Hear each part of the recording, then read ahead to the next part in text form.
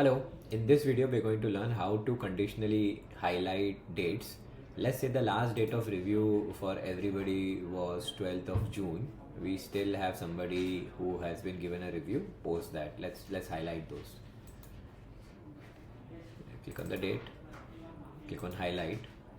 Conditions add.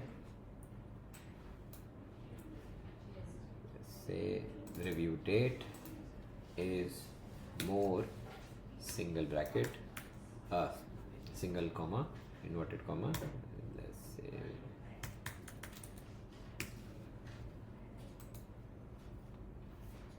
let's bring a fill as well. Let's say we want to do a gray fill on this. Click on OK, click on save. As simple as that. You could start seeing which of the reviews were done after the date which was given. Hope this is helpful.